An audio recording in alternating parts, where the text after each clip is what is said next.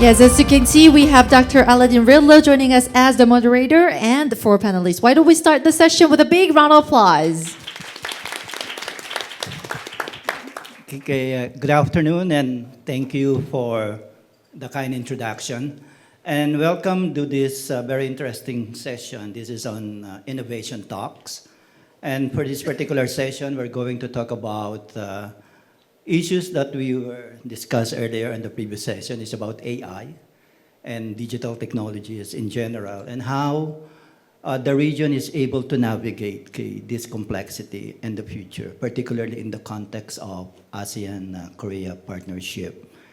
My name is Aladdin Ridlow. I'm with the Economic Research Institute for ASEAN in East Asia, and I will be the moderator for this session. And I'm very happy and delighted to be joined by four excellent speakers who will really help us go through the different issues about AI. I'm sure that with their insights, we will be in for a very good discussion. So let me begin by introducing them one by one. Okay, on my immediate left is Dr. Royo. He's currently the president of Spanish Chamber of Commerce here in Korea. Then we have Ms. Dr. Julie George, currently the fellow for Center of Security and Emerging Trend at Georgetown University, and also a non-resident fellow for Institute for Global Affairs of Eurasia Group. Then on her left, we have Mr. Sivaram Superamanian, currently the Assistant Director and Head of the Digital Economy Division of the ASEAN Secretariat. And last but not the least, we have Mr. Keun-woo Lee, currently the partner and head of the new project group of Yun and Yang LLC. So welcome to this panel, speakers, and thank you again for joining us. Okay, I think let me begin by stating the obvious. I think if you look at what's happening right now and in the region, I think all these technological advances like AI, I think they have actually taken the world in frenzy, right? Everybody now is talking about AI, okay? This becomes a new buzzword. And of course, the pace of AI development, if you're looking at it, is actually surging, across countries in the world today. And the impacts of AI, whether we're talking about the effects on economies, on governments, or societies, I think they can be very far-reaching and very pervasive. In fact, the way I see it, I think AI has actually emerged as a transformative force, in a sense that these digital technologies have actually the ability to revolutionize industry, so to speak, and at the same time, enhance the quality of our lives. But at the same time, as AI capabilities continue to grow, as we all are witnessing right now, I think it is also very important to recognize that there are potential risks, right, that come along with these new technologies. Therefore, I think the issue here, the way I see it, is how countries, including ASEAN and Korea, are able to really balance or achieve some sort of an equilibrium between maximizing the benefits of these AI technologies and at the same time minimizing the risk. And why is that important? Because we want to make sure that these AI technologies are really able to contribute to inclusive development across countries in the world. And at the same time, these technologies should be able to generate positive externalities or impacts in every country. I think having said that, I would like to begin this panel discussion by actually asking each one of you through your presentation in terms of whether you think this current assessment of the existing AI regulation and ecosystem is fair enough. Is it really something that would benefit everyone? And at the same time, what are the risks that need to be addressed? I think if you look at the issues are actually very far-reaching, right? Therefore, it is very important to recognize here, given your very particular experiences, we have Roger here from Spain, then we have Julie from the US, and then we have our colleagues from ASEAN and Korea. Even those different perspectives, how do you think the region should be able to navigate this complexity, right? Particularly in terms of AI regulation and approaches. I think let's have that as a framework in terms of how we're going to discuss the issues.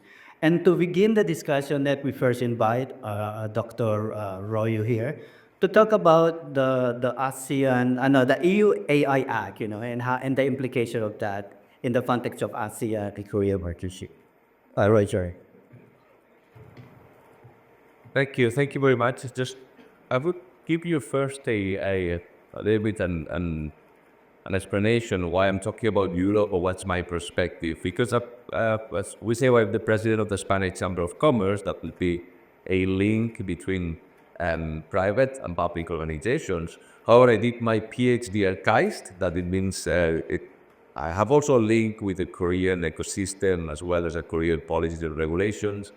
And I do work with many ASEAN countries, which I think it brings me this idea that there is no just one winning proposition here. I think we are all learning from each other and trying to adapt to this new environment that we don't know where it goes, actually. So let me just start. Today I will focus more on the EU AI Act and how it's the risk-based approach that is taking right now. As you know, this is something it's now implementing. So some of the things that I'm just going to explain have not even been in place, or they're just in a way of being studied or being prepared to be implemented. So just to give you a little bit of a background of what, how a EU AI Act has been. We do not have many regulations when it comes to AI at this moment. We started with UNESCO recommendations for ethical aspects, the international ICO principles of for responsible AI, but EU in that sense, they took a bit of a first step on know how to or try to regulate something that we don't know where it goes.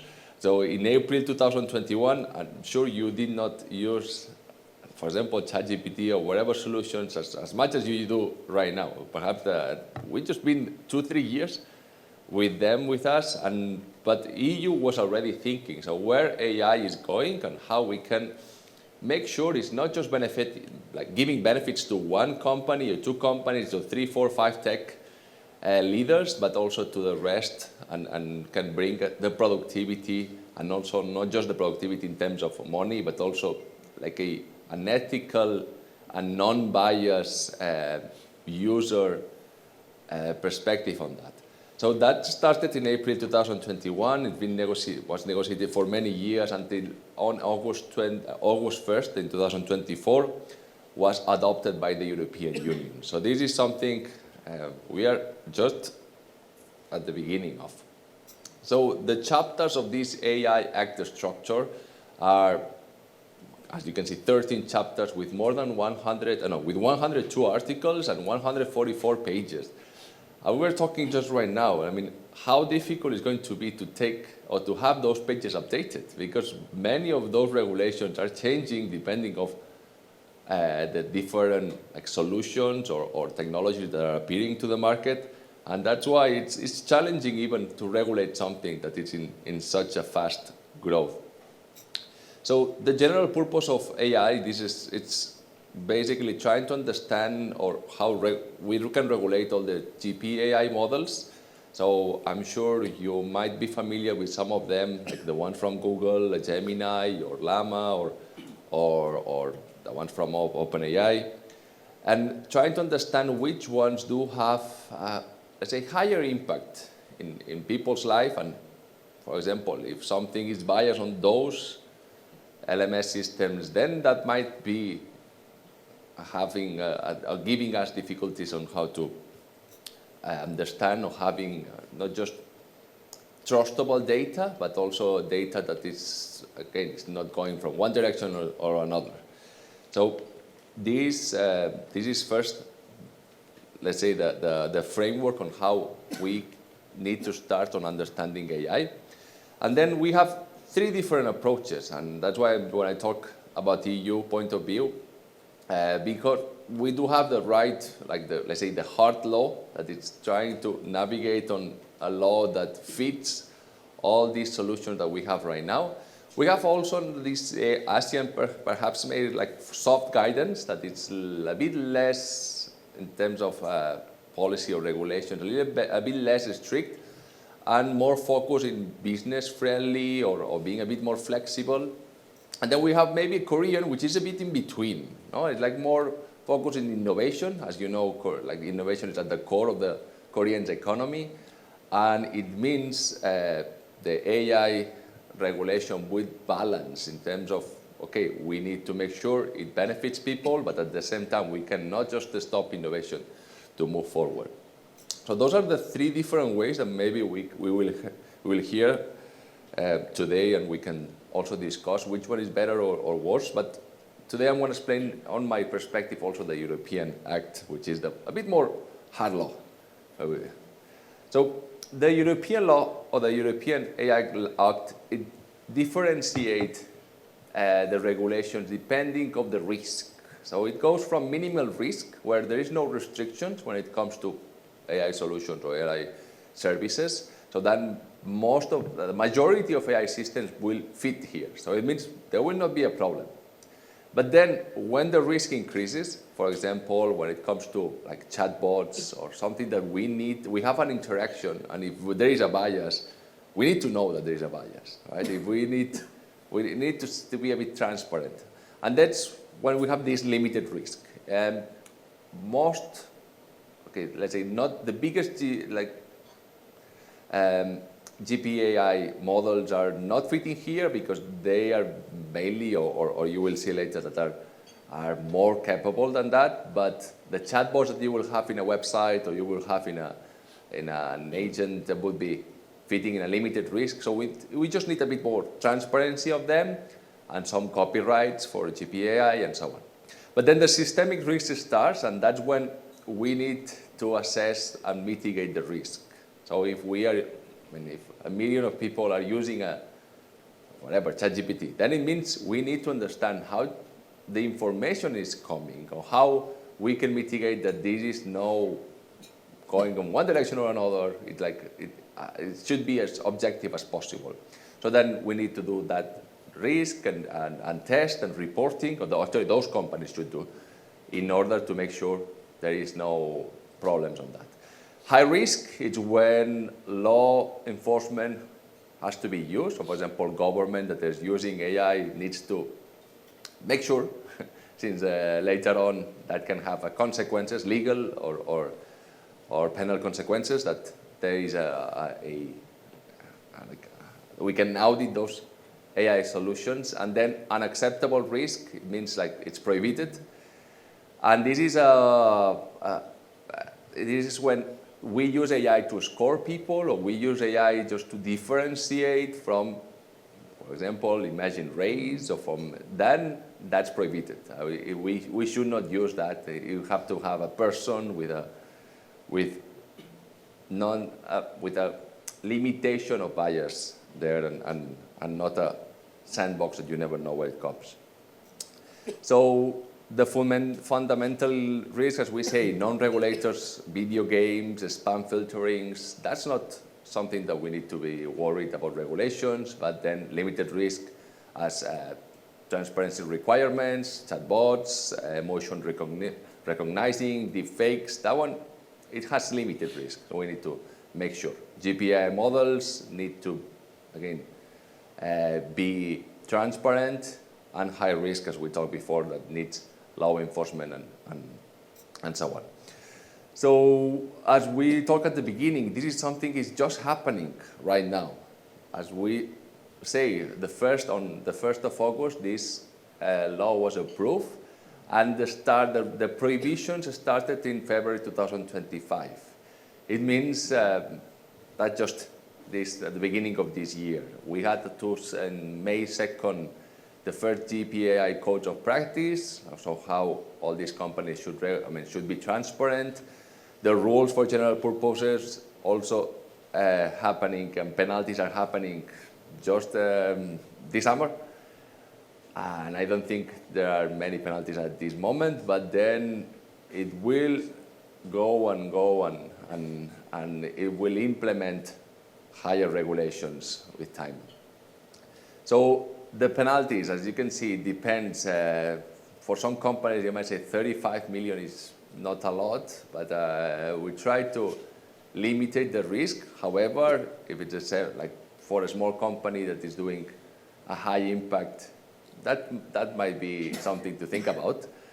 So that's the same 7% of the annual turnover with this maximum penalty that we just talked, 3% when it's breaching some obligations, which is a violation of the EU AI Act, or 1.6 or 7.5 million when it comes to just for misinformation. So here is the path forward for compliance, and we can discuss also later on with the questions because we have a limited time. But I think it's important to open this discussion, not just for one ecosystem to another. We will see here different countries talking about AI acts or AI policies or regulation, but it's very important to be flexible because this is changing every day and we cannot just rely on the law that is written forever. So thank you very much and open for the questions later. Thank you so much, Roger, for providing us a very comprehensive overview of this EU AI Act, which is actually very important because this is the very first comprehensive global law on AI. And of course, since this is the first global law, there definitely are a number of cons and also pros in terms of what this new law is all about. And I think it will be interesting to discuss later on the implications of this EU AI Act in doing business. For example, whether Korean companies can go to Europe and whether this particular law can apply and how it will be affecting their businesses.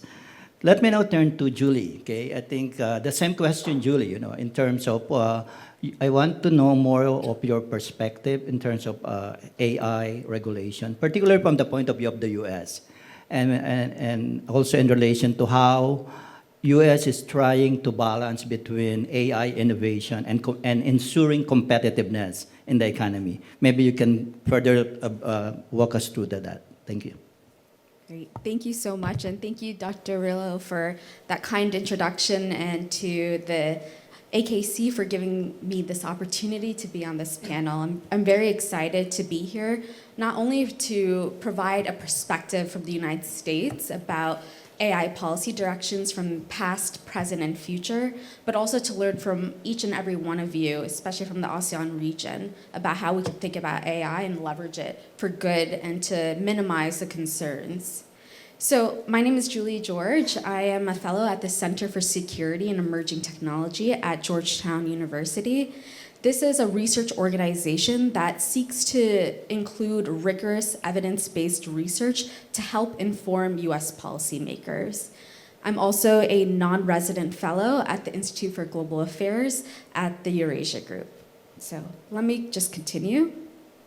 To provide a bit of a background on where I come from, the expertise that I have, I conducted my PhD in government or international relations at Cornell, where I focused on the dual use implications of artificial intelligence, drones, and cyber technology from the 1940s to present day with a lens of the private sector and governments. During my PhD experience, I was fortunate to conduct independent research for OpenAI's geopolitics team, where we looked at implications for artificial intelligence across the globe. I've also had a few experiences at the U.S. National Laboratory called Lawrence Livermore National Laboratory, and have conducted policy work at RAND Corporation on artificial intelligence. Our moderator really aptly asked us to think about the risks and opportunities of artificial intelligence. And I won't spend too much time on this slide, but on the top right, you see Elon Musk in front of the Cybertruck. We see quite a bit of self-driving cars. On the right-hand side, we see OpenAI's ChatGPT, which was established in November 2022, and how much of an increase that has had in terms of consumers using platforms using artificial intelligence. And then on the bottom left-hand side, we see the increase of deep fakes, right? The false images or videos of people's voices or their images, which could have nefarious purposes. So as our moderator has asked us to think about, there are, of course, both opportunities and risks that we need to consider. just a little bit more about the type of research that I conduct. I wrote an essay earlier this year in the Great Decisions volume that lays out the context, dangers, and opportunities, as well as the strategic operations of artificial intelligence. So in today's presentation, I want to just quickly define artificial intelligence. We've been speaking quite a bit about AI, but I just wanted to give a little bit more context, especially with the nexus of ESG principles. In the second part of my presentation, I'll just go over both the present approach of the United States to artificial intelligence, its recommendations that I have when it comes to the country, and some of the global perspectives, especially with ASEAN, the region. So very briefly, artificial intelligence both enables machines to perform tasks that typically require human assistance. We see the use of artificial intelligence across search engines, looking at recommendation algorithms like Netflix. We see it in online gaming and spam filters through email. Artificial intelligence is both being used in civilian and military implications, and it's important to think about how we can kind of constrain the concerns and challenges brought forth. So here on this slide, what I've done is I looked at both the advantages and the concerns when it comes to AI in respect to ESG metrics. On the left-hand side, you'll see that when it comes to environmental concerns or metrics, artificial intelligence can enable better predictions for extreme weather outputs and renewable energy outputs, something that some of our other panelists have mentioned. In terms of social, AI can be used for adaptive technologies, such as real-time translation through natural language processing. With governance, we can see that artificial intelligence could have the possibility to monitor compliance. Now, on the other hand, artificial intelligence can also bring forth some concerns, such as with environmental, the number of running data centers, how much electricity that's going to consume, as well as carbon emissions. When it comes to social metrics, we have to think about how there could be reinforcements of bias with the training data, as well as potential job displacement. And then last but not least, when it comes to governance, we have been tasked with this opportunity to talk about regulation and ways forward. With artificial intelligence, it's often seen or talked about as the black box. We need to open up that black box and talk about the transparency and accountability that's needed.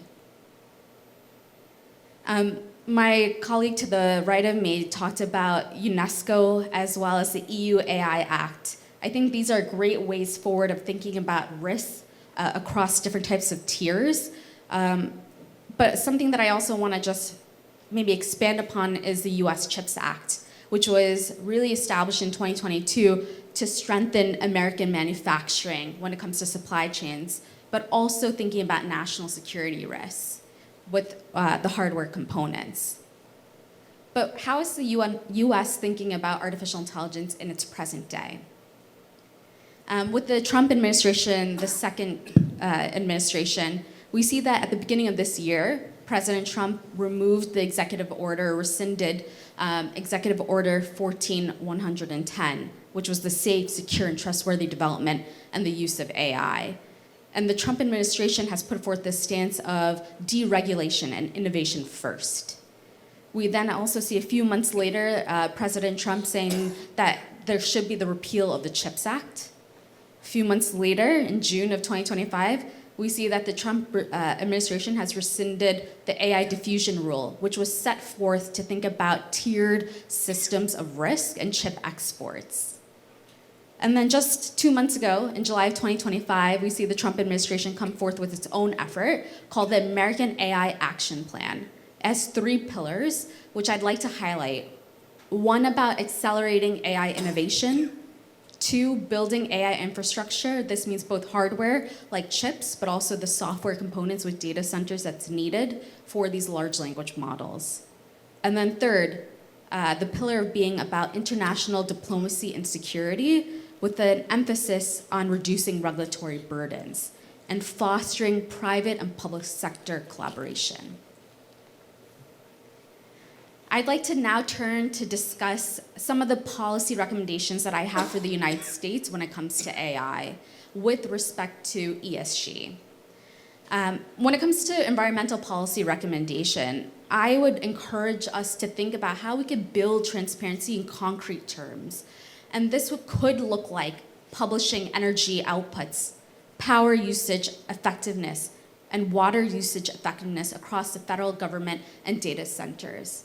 I know that I'm speaking about the United States today, but I don't see a reason why this can't be discussed also across ASEAN and other parts of the world. When it comes to social policy recommendation, I think we've heard from a number of panelists the need for AI literacy to be strengthened and robust. And this could be done through timeline-specific goals. Dr. Royo talked about how AI is rapidly developing, and this is something that we need to be mindful of as this technology develops further. And then third, and not the least, governance policy recommendation.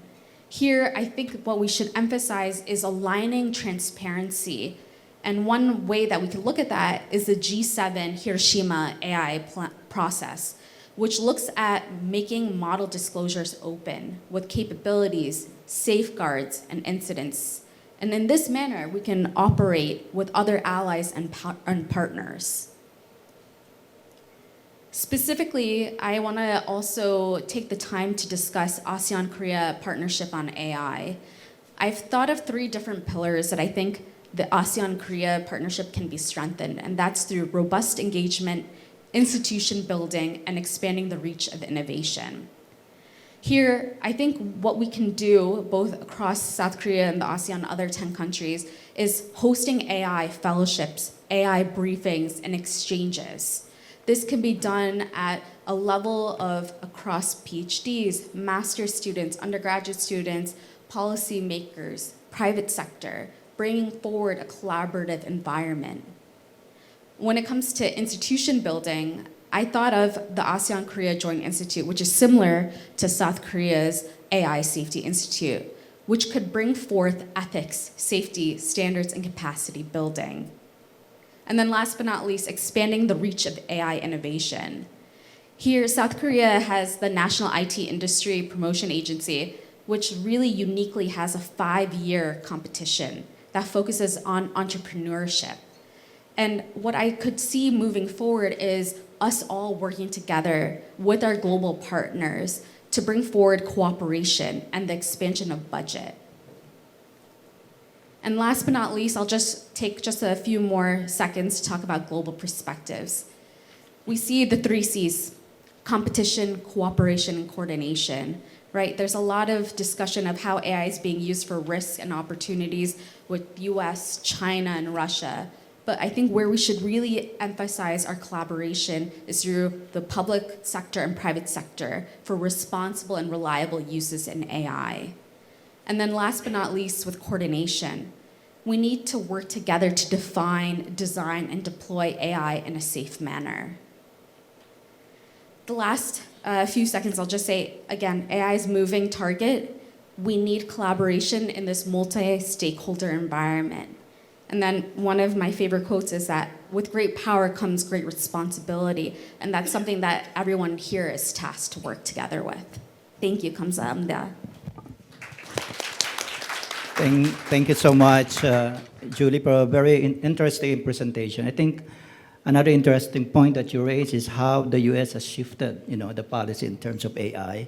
And I think this has some implications as well in terms of how the global leadership for AI governance will evolve in the coming years.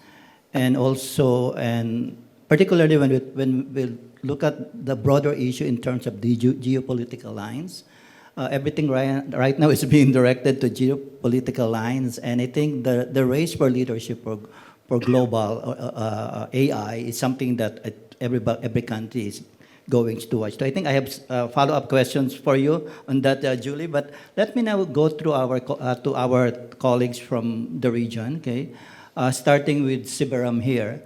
I think Sivaram is now with the ASEAN Secretariat, and we know for a fact that if you look at ASEAN as a region, I think a part of the vision of ASEAN moving forward is to create a hub, the region as a hub, for digital integration as well as AI.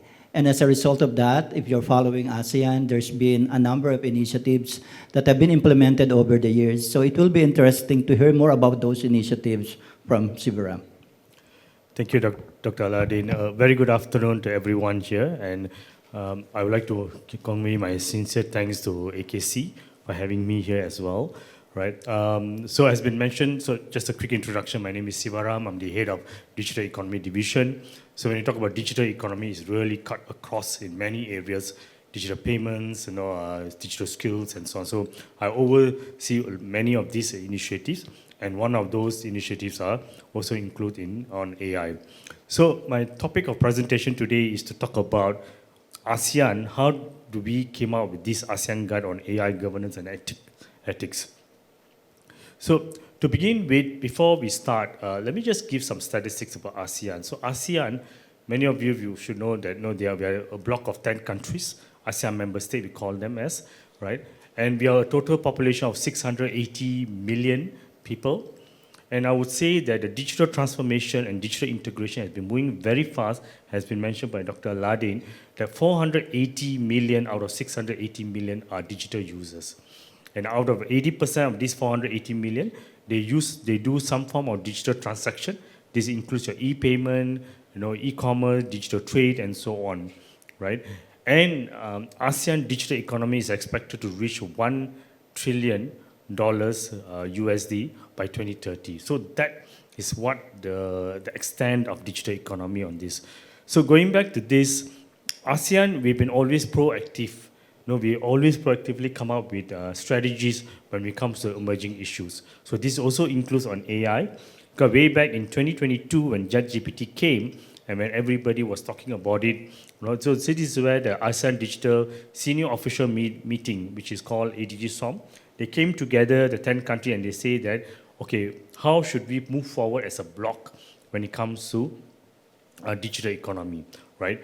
So this is where they say that we need to have our very own ASEAN AI governance, and these are the 3 reasons that why we came out with this ASEAN Guide on AI governance and ethics. Number 1, as I said, we are a bloc of 10 countries. Our maturity, digital maturity and digital readiness among the 10 countries are not the same. I think the previous panel session, there was a chart showing that the top 3 countries were Singapore, Malaysia, Thailand, right? Whereas the lower 3, you can see like Myanmar, Laopedia, and few others are at the bottom level. So the disparity is so huge, right? So it's really important for the 10 countries to make sure that we have a common framework, common institution, so that we all can move together, including for AI, right? So that's one reason. Second reason, I think one of the presenters also in the last panel session, she spoke about ASEAN Digital Master Plan 2025, where 5 years ago we have agreed that ASEAN as a leading digital community and economic bloc powered by secure digital transformation and digital services, we have to move as one common goal, when it comes to digital issues. Right? So therefore, it's more important when it comes to AI, we have to work together, we have to have a common goal on how do we move forward.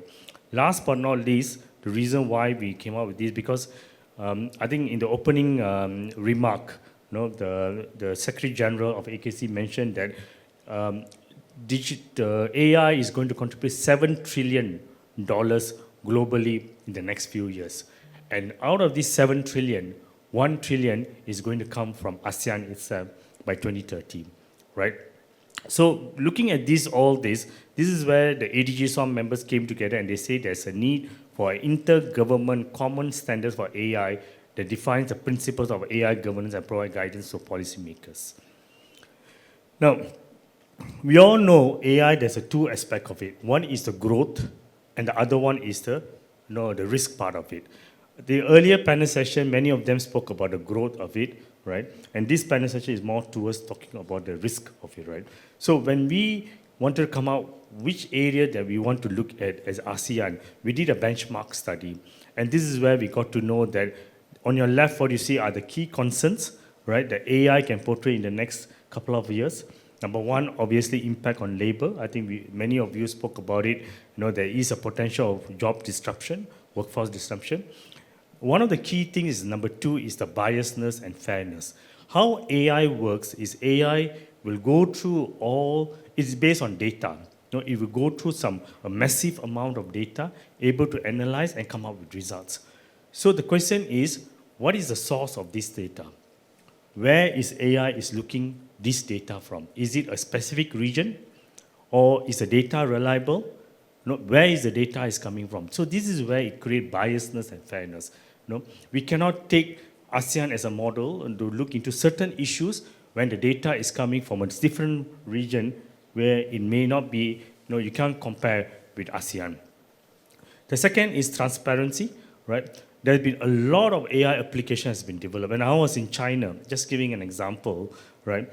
There was, they were saying that in China, they have a lot of medical AI tools, right? So if you have a symptom, headache, or you have a flu, you can just put in the symptoms, and the AI tool is able to prescribe you the medicine. But the concern here is who developed this. It is a practitioner, or is it done by an AI or expert or IT guy who has developed the AI? So the transparency is really important. Who has developed it? What kind of methodology they are using? What kind of source data? Where is it that source data is coming from?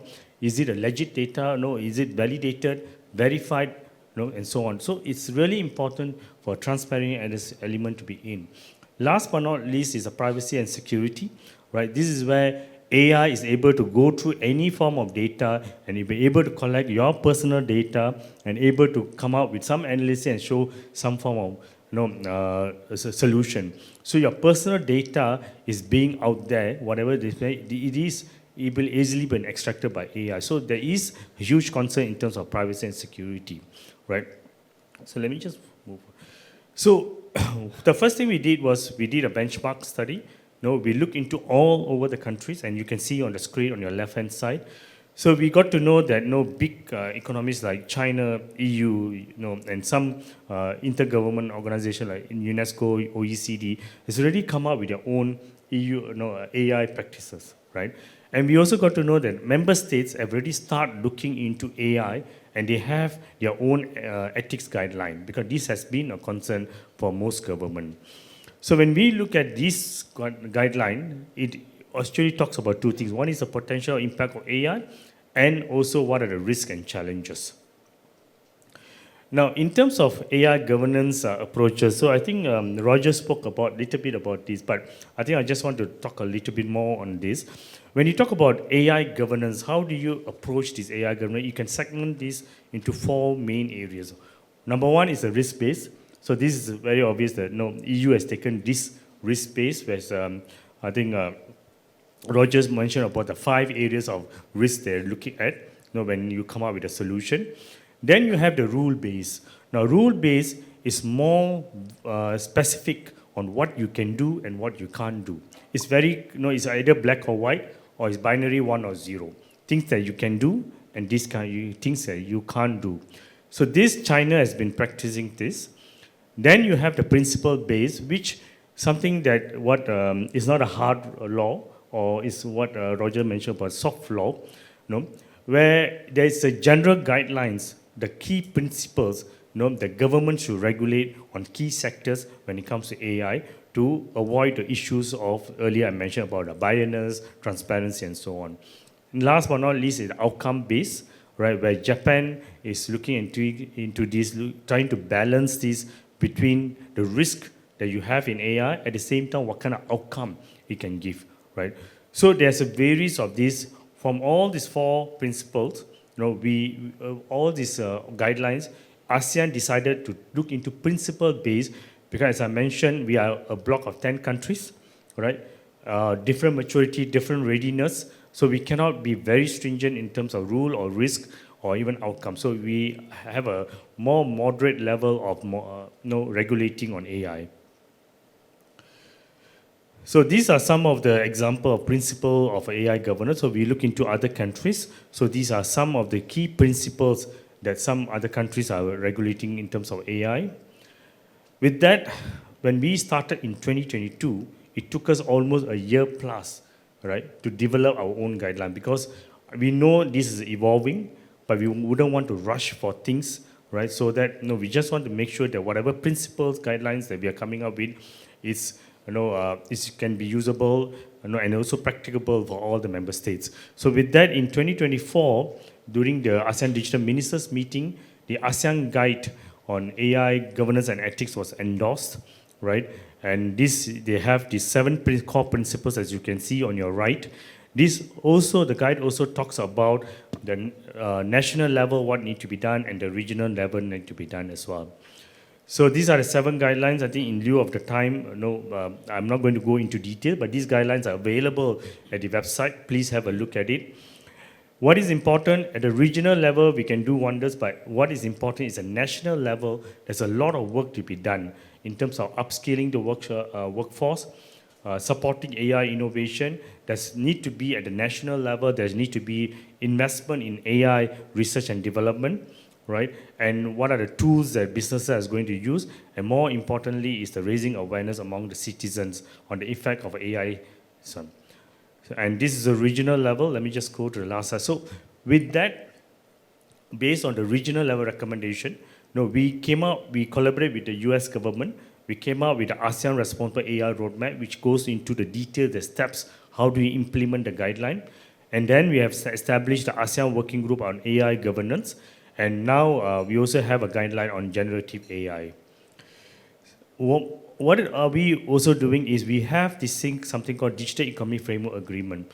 Reason why is, ASEAN, we have developed many guidelines and many frameworks, and these are all voluntary, right? And most of them has not been implemented or sitting on the shelf, right? So this DEFA, one of the chapters that we are doing is on the cooperation on emerging technology, that every member state must have a regulation, right? Not to too much regulate on AI, but they do need to proceed with some form of principle-based AI regulation. And with that, I think DEFA, just to touch upon, with having all this principle-based, I think I say that ASEAN is going to contribute $1 trillion economy in 2020. With DEFA, I think we are foreseeing it going to be a double, which is $2 trillion digital economy. Yeah, I think that's all from my presentation. Thank you. Thank you so much, Sivaram. I think Sivaram here highlighted the importance of AI governance, particularly at the regional level.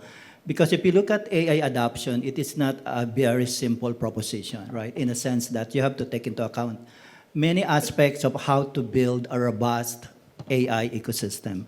And it so happens that regulation or governance is an important part of that. And that is what Sivaram has emphasized in terms of what the region has done.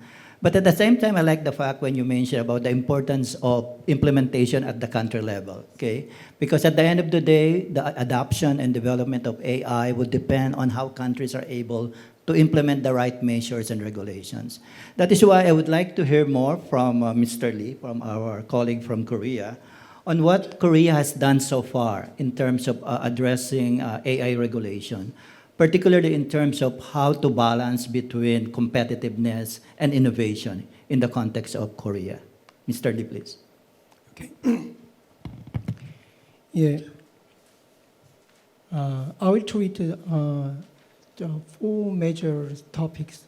So first I introduced basic concept of Korea, basic AI Act, and second I will treat major difference from the UAI Act and between Korean AI Act. And third, I will explain the way to Korean AI Act should take. And last topics, I will treat how we work together for AI regulation. So let me explain the key concept of AI Act. So we have the definition of AI, in artificial intelligence, the AI. That means implementation of a human intellectual ability through electronic means. Such of a human intellectual is learning, reasoning, perception, judgment, and the language understanding. And we have a high impact AI. We using the word of a high impact instead of using the high regulated, high risk AI. The high impact AI means it has a significant impact or pose a risk to human lives or physical safety and fundamental right. And it should be used on these follow areas. This area, the 9 areas, is the energy supply, drinking water, and healthcare provision and utilization system, and medical device, nuclear facility, and criminal investigation, and decision and evaluation in society for human, and transportation, instruction, and systems, and education. And we have a catch-all clause too. Recently, we have a Korean presidential decree declared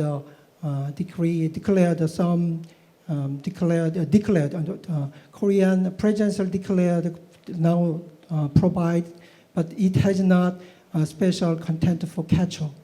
So high AI impact has now these nine area, and we have also a definition of a general AI.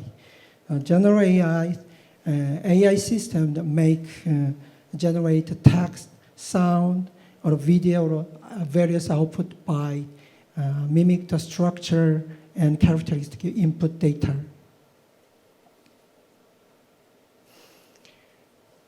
And now I'll explain some main content of Basic AI Act. So in Korean Basic AI Act want support development and safety use of AI technology. And they want standardization of AI technology and establish policy for training data, for collection or the management, distribution of the use of data. And it try to support adaptation of the use of AI technology, and it had special support for small, medium enterprise and the startup in industry, AI industry. And it had tried to facilitate AI conversion with AI industry, other industry, and it had institutional improvement and securing the specialized talent for education for human resource to R&D for AI in AI industry. And it wanted to designate AI cluster. The AI cluster for functional or physical or regional cluster for company or other entity engaging R&D and development, R&D, AI and AI technology. And Korean Basic AI Act tried to establish AI ethics principle and tried promoting the implementation measure for AI ethics principle. And they tried to disclose and promote education for their ethics principle. And Korean Basic AI Act tried to support AI safety and liability testing and certification AI impact for private sector initiatives. And of course, the Korean AI Act has a regulation and obligation for, especially three parts. It has some insurance AI transparency and high impact AI obligation, and AI which has some accumulated training data. So this obligation focusing on these three parts, but it's not main focus.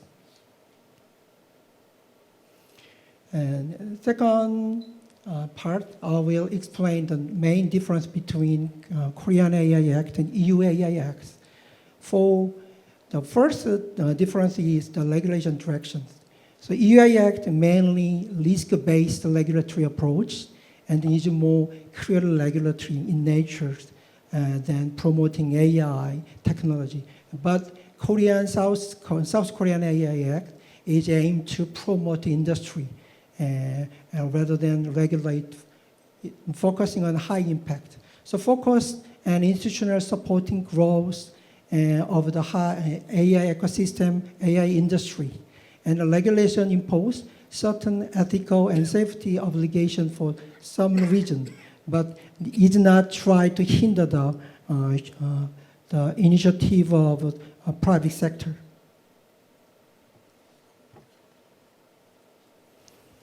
A second difference is difference in the regulatory approach. So EU AI Act has classified AI system into 4 risk levels and separate regulation for general purpose AI model and specify the mandatory requirement for each distributor stage. But Korean AI Act minimize obligation, focus on the high impact AI and generative AI systems, and no distinction between distribution stage.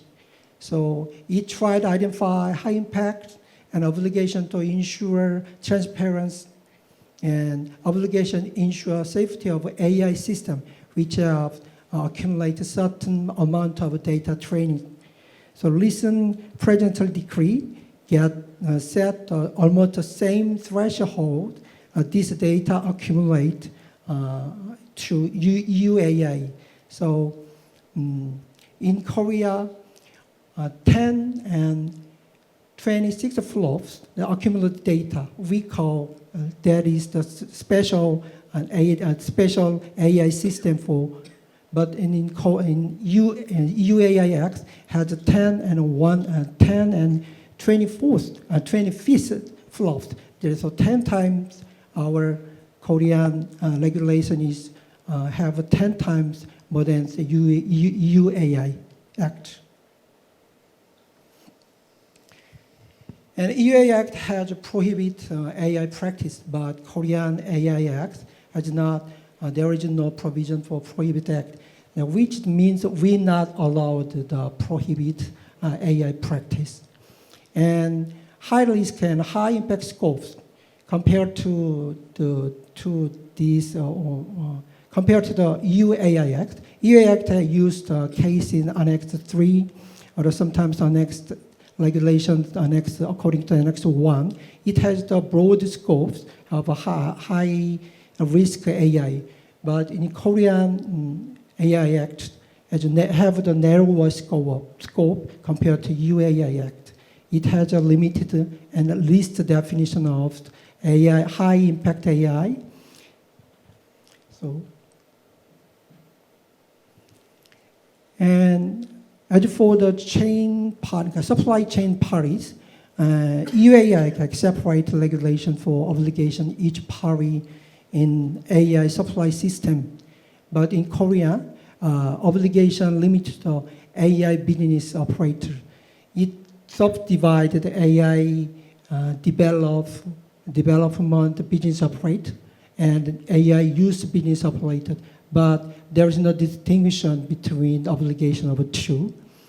And UAI Act, if prohibit AI practice or high risk AI system, if violation of that, violation of the obligation for such a regulation may result in significant fine. But Korean AI Act has a weakened penalty for violation. So violation of a transparency may result in administrative fine, but no, there is no additional sanction and provide. So now I say the direction the Korean AI Act should take. Our Lee Jae-myung's governance, the most important growth policy and goal is to achieve one of the top 3 AI power in the world, achieving the leap forward AI industry. So 4 major policy has been proposed as concrete measures. So promoting comprehensive AI transformation across industry and regional. We call AI highway. And to trade AI-enabled society and utilizing world-leading AI governance and establishing AI control tower and national AI committee. So Korean AI Basic Act is fundamental law governing the government AI-related policy. It has mandatory regulation, but this mandatory regulation now being considered some adjustment for postponed. And the detailed guideline being developed and additional legislation being proposed too. So as industrial mergers, Korean Basic AI Act should evolve. So there is a need to further categorize the relevant party, and if some industry measure there is a pop of the proven risk, then there is a need to regulate that proven risk according to obligation party. So should be there is a need to prepare for that's law enforcement. Last section is I will treat how to work together AI regulation. For this I represent some books. Some of you here maybe read these books. Yuval Harari's Nexus. Nexus means connect. These books focus and tell us how information networks have shaped society, from the oral storytelling, myth, and religions, text, print media, bureaucratic system, and modern AI. And it emphasized the agency and urgency of regulatory framework to oversee AI and information technology. So we should not overlook we should not overlook the AI capacity to generate narrative beyond the human comprehensions, which might potentially undermine democracy and the social trust without and out of the human control. So this is my last one. All AI governing regulation may vary depending on each country's objects and each country's context of each country. But I think eventually all these AI regulations should serve the ultimate goal. That ultimate goal is all AI should remain enabler, just a helper for human under the human control. For these main goals, we should exchange information, and maybe sometimes we should participation and discuss AI ethnic governance, such like this event. So So I think that is why we work together and discuss each other together. There is a reason why we need it. So that's all I need. That's all I prepared. Thank you for listening. Thank you so much, Mr. Lee, for a very comprehensive view of looking at AI regulations in the context of Korea. And I think all our speakers have actually provided a very comprehensive overview of the different issues and regulations.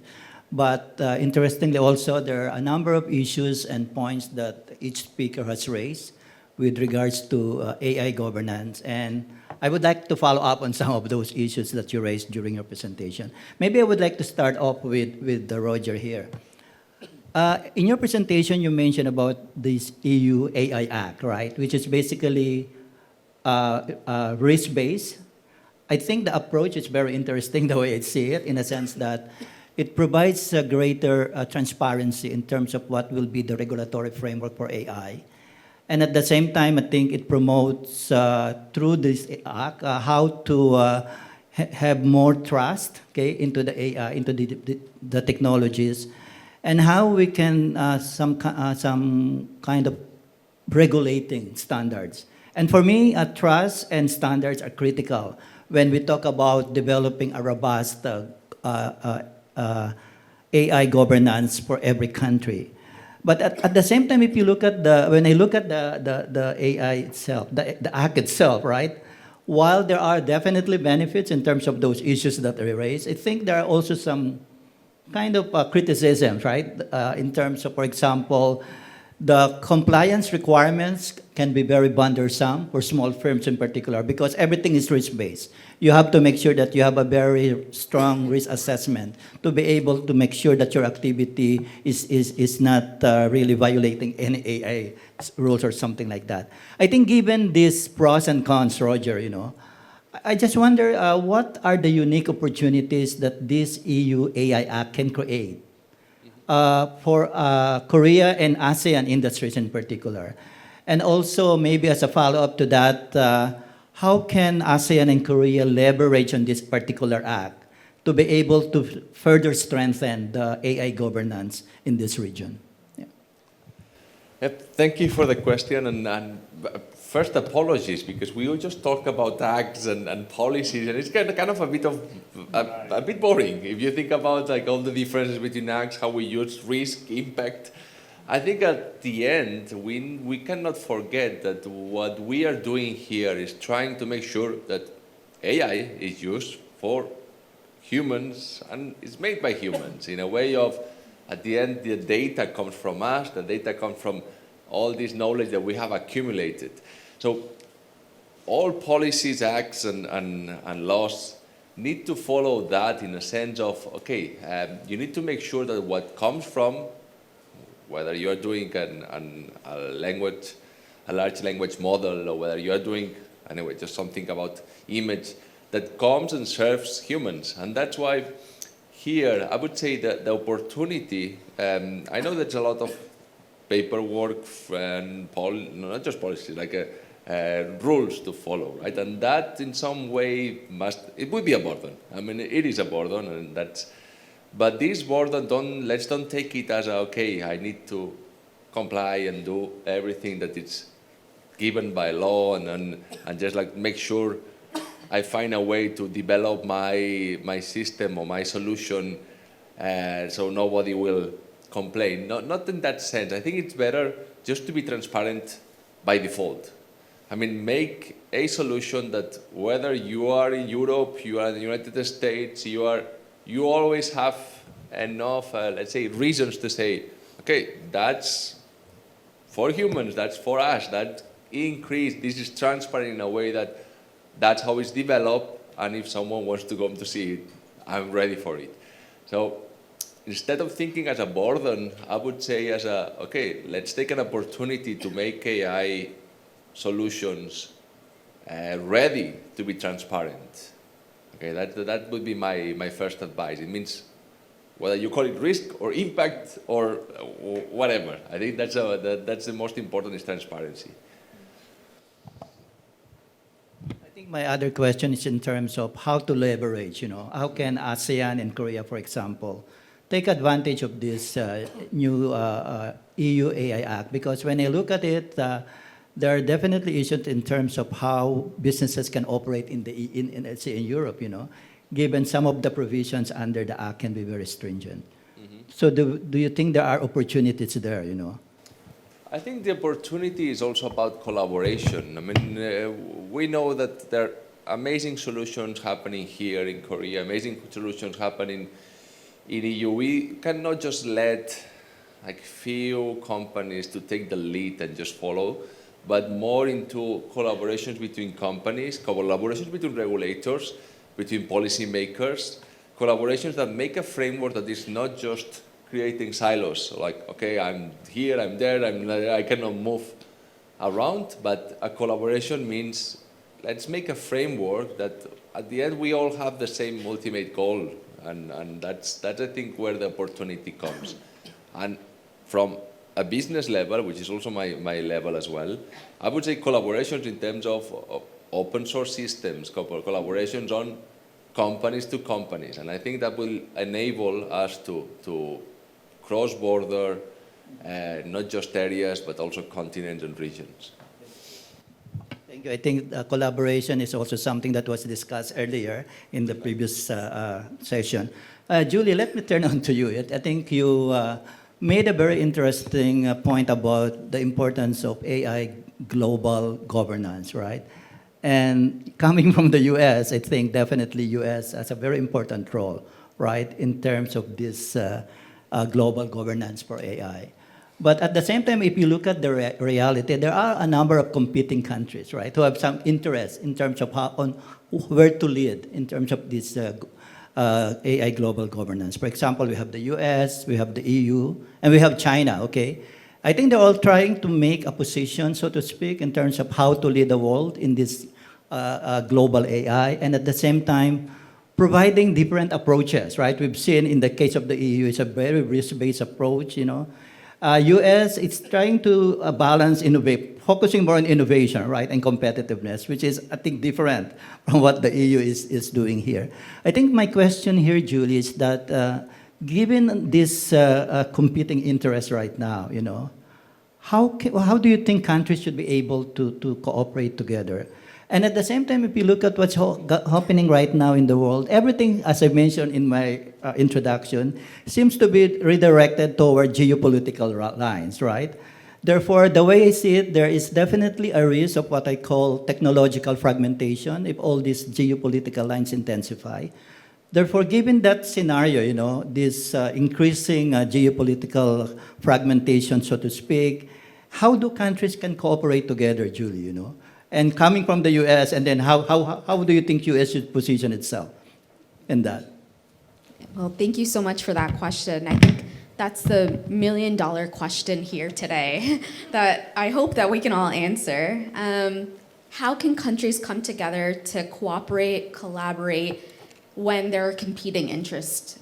This is really important. And I think the first thing that I want to emphasize is that we need to have a flexible, like Dr. Royo mentioned, but also a pragmatic and inclusive approach.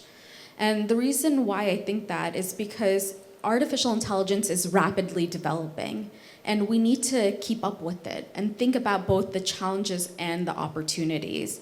So if I could maybe break that question down into 5 concrete steps, I think 1, we need to come together to share and be transparent about our norms. What are the principles that we share? That can be transparency, as the other panelists have mentioned already. That can be accountability. That could be about protecting human rights. That could also be discussing safety and robustness. The second concrete step I think we can take when there's competing interests is promote regulatory interoperability. Something earlier in this morning discussion was about a one-size approach is not going to be the answer here. Instead, we all come from different maturity levels, as Sivaram has mentioned, in ASEAN especially, but we come from these different approaches, and we need to think about how can we work together? How can we promote and protect each other's shared agreements? The third thing that I would highlight here is joint research and development. I think something that we and I have mentioned is about AI literacy, but I think there's a lot more work that could be done across countries about AI research. Thinking about open source artificial intelligence projects. Where can we see the benefits of research together? And last but not least, it's about private sector and public sector and civil society organization collaboration. This question necessitates a nuanced approach that brings in different stakeholders. This cannot be purely just governments. It has to include companies, it has to include academia, it has to include civil society, because artificial intelligence is being used and operated across applications. So those are just a few concrete steps that I have when there are especially key competing interests when it comes to AI global governance. Thank you. Yeah, thanks, Judy. I think you mentioned one important point about working together, right? Again, in this multipolar world, cooperation is definitely critical. But the question is, how do countries can work together? And in your presentation, you mentioned something about how AI can be leveraged to address ESG policies. Can you further elaborate on that? Because that is, I think, a very interesting point, particularly in the context of this seminar, right? Because digitalization, as we all know, is an important tool to address many development challenges. And that can definitely serve as a good platform, right? In terms of how all these ESG policies can be effectively addressed. Sure. So I'll talk about how artificial intelligence can be leveraged for opportunities when it comes to ESG. So something that I mentioned earlier with environmental circumstances, with climate change and all that's being affected across the globe, I think artificial intelligence can help us monitor and better predict where there could be extreme weather conditions, droughts, flooding, and so forth. When it comes to social metric, what I believe artificial intelligence can do is think about how individuals like you and me, but also across the ecosystem, can leverage literacy. We can't move forward in this world unless we have education. And I think education is bringing people together to start this dialogue. And then when it comes to governance, artificial intelligence, I believe, can be used for measuring, monitoring, and assessing metrics of compliance. And as you all have heard today, we've thought about 2030. We can bring this out to 2035, 2040, but it's important to be accountable. Are we meeting our standards? Are we meeting our goals together? And if not, how can we move forward and make progress? So I think artificial intelligence, there's a lot here that can be done in terms of leveraging strategic options. Thank you. Okay, thanks, Julie. Let me now ask Mr. Lee. Maybe I skip Sivaram for now. Because in Julie's intervention, she mentioned the importance of private sector, right? I mean, when we talk about AI adoption and deployment, this, as I mentioned earlier, this is not a simple proposition. We need to take into account different stakeholders to make sure that we are able to build a robust AI ecosystem. And the private sector definitely plays a very important role. In your presentation, Mr. Lee, I think you made a very strong point on how, in the case of Korea, there's a strong emphasis on developing the AI industry, right? Yep. Which it seems to me, in my understanding, is the focus of the current regulations in Korea. I think my question to you here is that, you know that AI technologies are still evolving, right? Yeah, and at the same time, we have regulations also being put in place. Where do you think the compromise is? Is it okay now to set up the regulations while the technologies are being developed? Or is it after the technologies are there? Because I'm thinking in terms of whether these regulations are actually undermining, right, the innovation that is very important when we talk about AI. Because earlier I also asked you about how do we make a balance, right, between innovation and regulation. I think this is a very important topic, you know, that everybody is talking. I wonder how is it being addressed in the case of Korea, Mr. Lee? Yeah. Enacting, in the course of enacting, we discussed so many industry of private sector of AI. They understand the need of regulation, but they fear about if some regulate maybe hinder their progressive or the promotion of AI industry. So they overly understanding the need of regulation for AI, but they still want the AI Act support and promote instead regularly stronger. Especially we look at, when we enact the Korean AI Basic Act, we look at, of course, the EU AI Act. And the EU AI Act regularly and relatively focusing on regulation. And it had lots of high-risk AI, and there were just so many obligations with things. So Korean AI industry just feared. If we accept all of the burden of the EU AI Act, and there was fear the Korean AI industry cannot thrive. Before thrive, all of the burden of regulation overwhelm their development. So we just try thinking about which is the best way to thrive our AI industry, but we need to set some guide for their steps. So that's why Korean Basic AI Act is focusing the promote and boost of AI industry, but we have some obligation, very specific, limited areas. That we use high impact AI, using not high risk AI. So high impact AIs, we have some very limited obligation and high AI impact, but still thinking this high AI impacts regulation still burdensome for some AI industry. So there is some suggestion. The time time for implementation, that regulation should be postponed and wait. Korean AI industry can endure that regulation. So I think all considering that, our Korean should try to first they boost and promote the development of the AI industry. Then, if some leveled up, then regulation should be prepared for some specific obligation and specific party for there. So that's why our Korean Basic AI Act enacted. So major sum up, and Korean AI Act want to support first, and then after some of leveled up, then Korean want regulate for some legally before then. Thank you.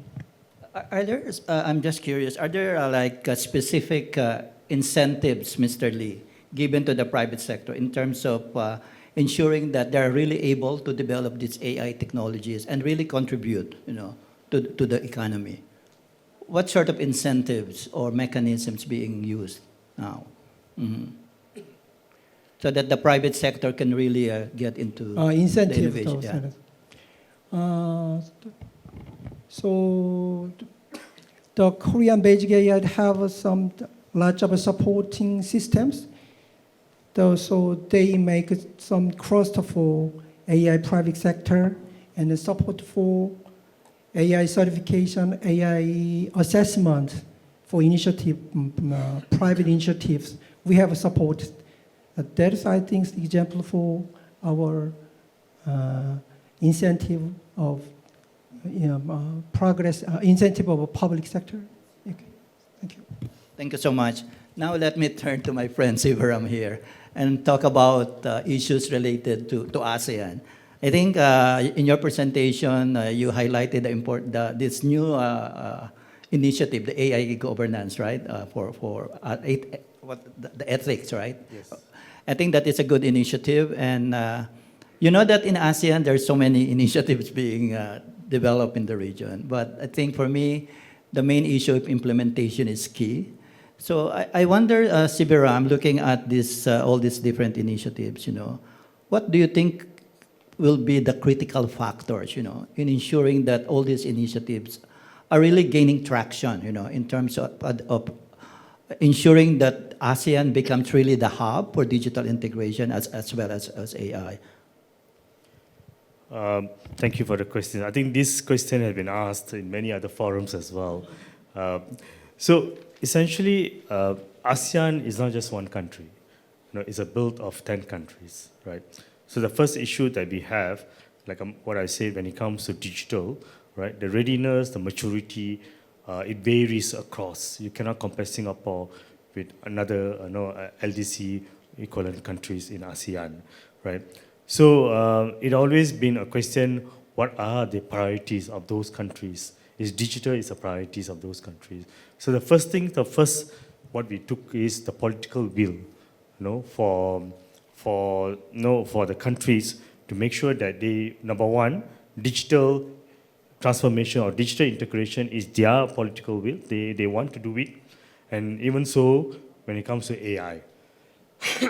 So, like Dr. Aladdin has mentioned, absolutely right. We have developed many strategies, many frameworks, many guidelines, right? And implementation has always been an issue. And that is why in moving forward, what we have this ASEAN-DEFA, Digital Economy Agreement Framework.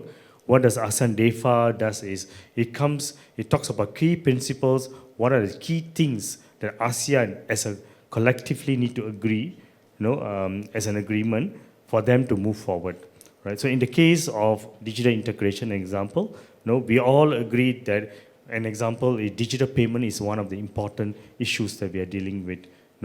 Moving forward, any systems on digital payment, it has to be interoperable. Why interoperable? You could be able to talk to each other.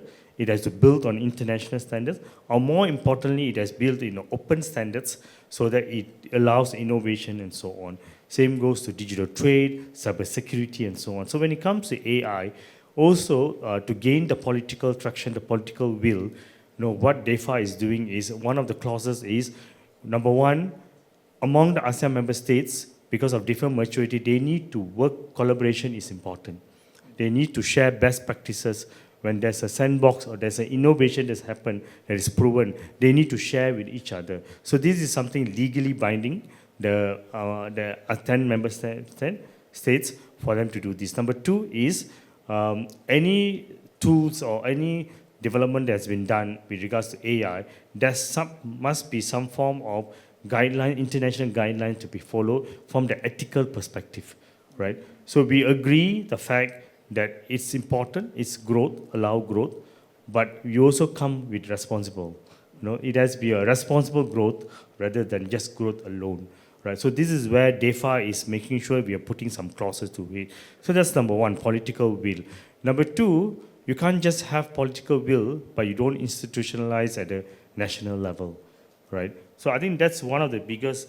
So we have AI guide in place. So what is next? Do we need to have an act? No, EU has an act, Korea has an act. But the question still comes, do we really need an act? Or can we leverage on existing act and come up with specific regulation, specific policy security regulation on how are we going to regulate all these things, right? We also, in a space that we are asking that, where do we start? Which sector do we start? We have this guide, but the growth is across all sectors. Do we look into healthcare? Because those are critical sectors that we need to look at, to regulate, right? Or do we look into education? What else? So these are the things that institutionalizing, the implementation is very important for us. Last but not least, I think PPP, the collaboration, public-private partnership is really important. It takes two to tango, right? So we cannot, government can just do the policy and they can do the facilitation. End of the day, the beneficiaries are the private sector, right? And we need the R&D people to come in, we need the academias to come in. And we also need to look into how, like Julie was saying, that how does this benefit the civil society, right? So it's not just one person, it's not just government that comes in, right? It's a group of these. So the critical success factor is government must constantly engage with private sectors, academias, what best works for the region and what does not work, and how do we move forward. So the engagement, the stakeholder engagement, the collaboration is number 3, which is very critical in ASEAN to make sure that the guide becomes successful. Thank you, Sivaram. I think those are very important points that you mentioned. Let me now turn on to questions from the audience. There is one question on the screen right now for Roger here. And the question from the audience is the following. Given the challenges to taxing digital businesses operating in the EU fairly, could you share more on how enforcement of the AI policies can be strengthened? It's a difficult question. Given the challenge of taxing digital business operating in the EU early,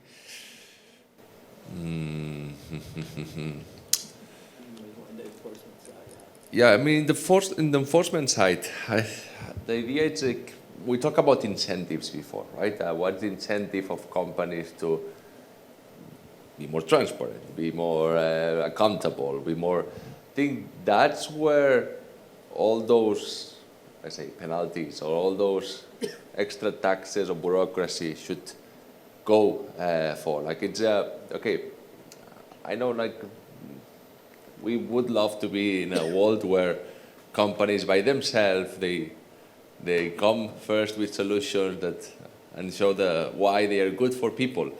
But we do not live in that world. And that's why we need to make sure with policies, with acts, with penalties, with laws, that those solutions come in a certain, let's say,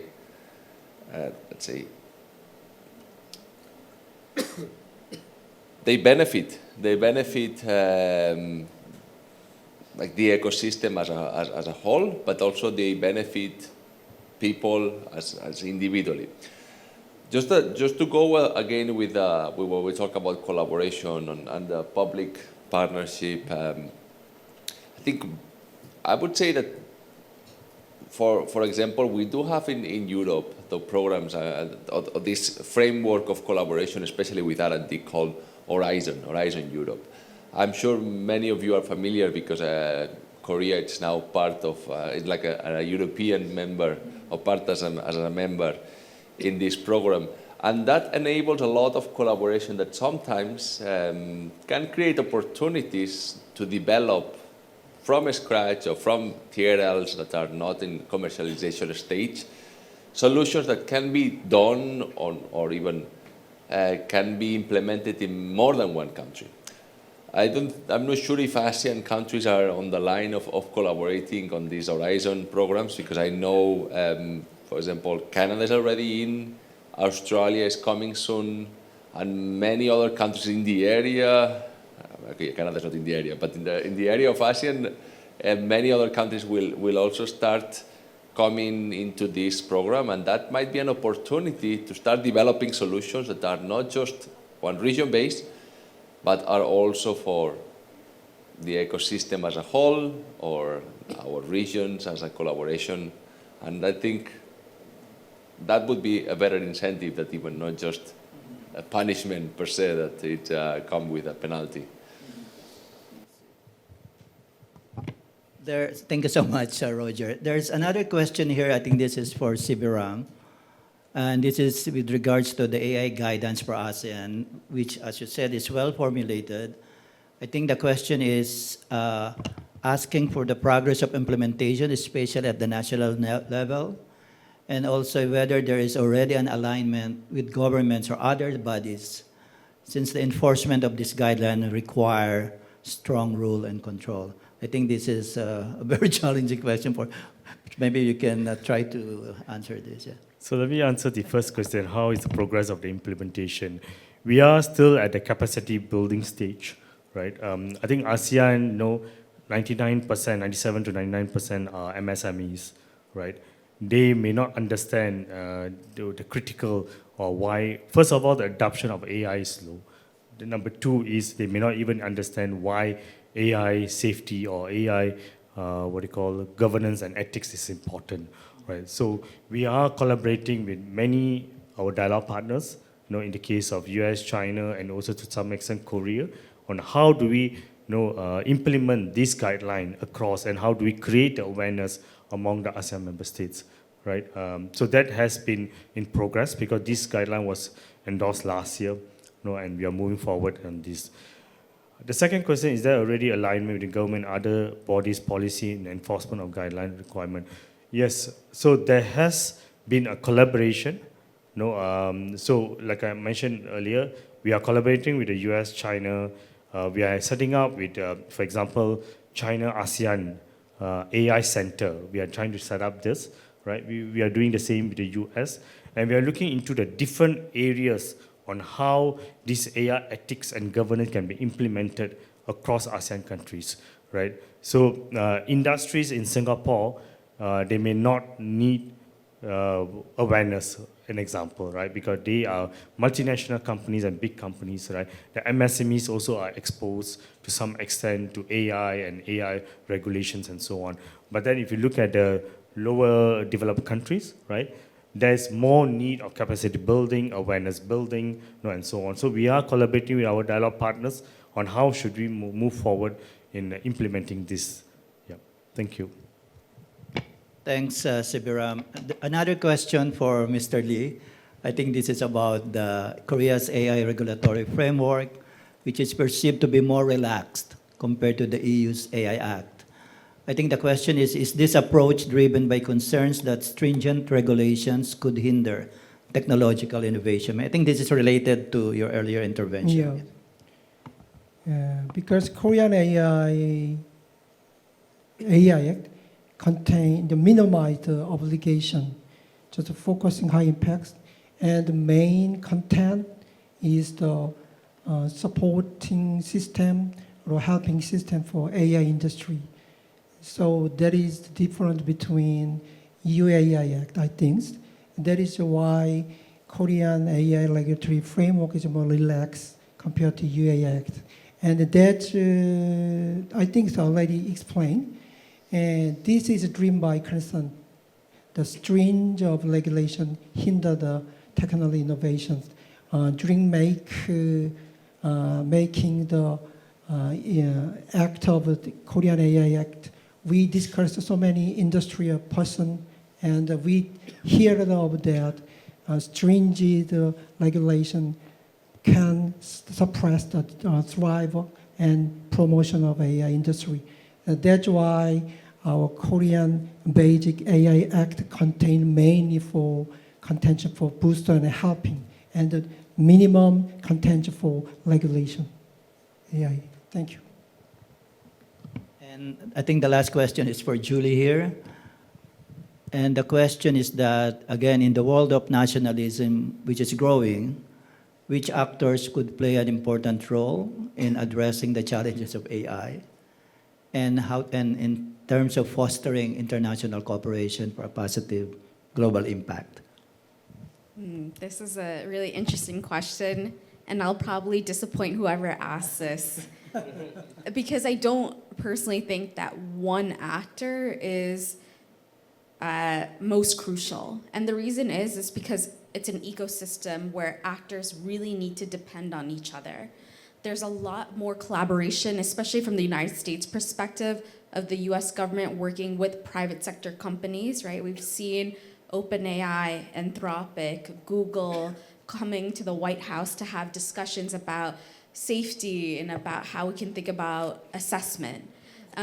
We've also seen the role of international organizations and regional bodies like the EU AI Act, which has implications for different models and different types of services. So I wouldn't say that any one of these factors, whether it's governments, international organizations, private companies, is most crucial. But what I will say is that they all depend on one another, and one can't work and put forward challenges and opportunities of AI without the other, especially with funding, foreign direct investment, with standards and international bodies. So I think in the future, what we should be focusing on is about not just competing, but areas of cooperation and collaboration that can benefit all these different actors. Thank you. Thank you so much, Julie.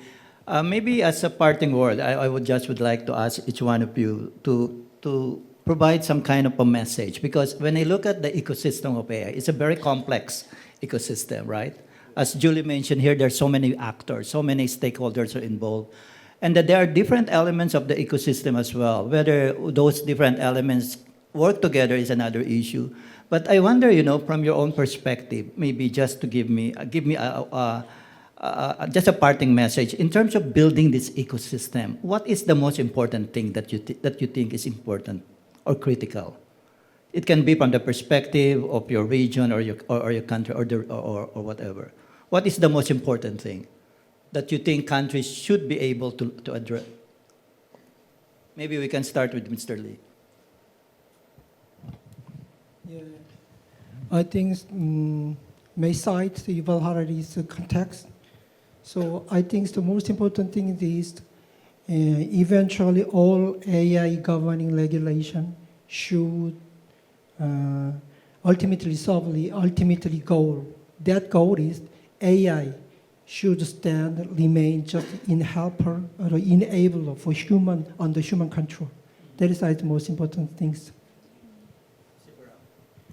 So from the regional perspective, I think I echo from the previous presenter who talks about human-centric AI. See, there are certain things that human can do. There are certain things human being has been trying to do, and we have not managed to successfully do. For example, in the medical industry, an example, cancer. We have not been able to successfully find a medicine for cancer or even other diseases. This is where AI can come in, because AI has a capability in going into a mass amount of data analyzing the data and coming up with potential solutions, giving to the right scientists, to the doctors, and so on, right? So, my view, personal view, right? While AI has the capability is doing that, end of the day, the decision needs to be made by human beings. Yeah.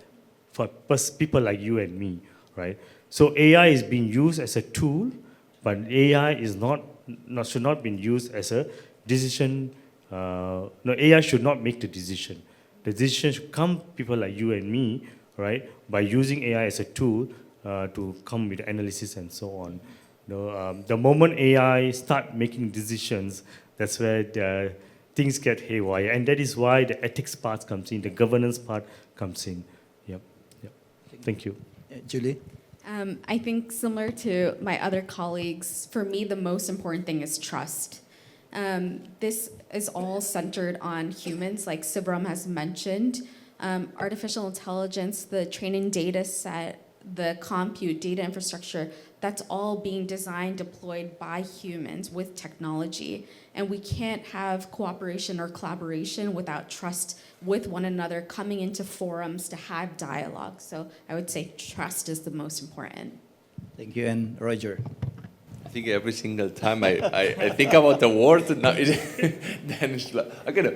I think the last one I would say is flexibility.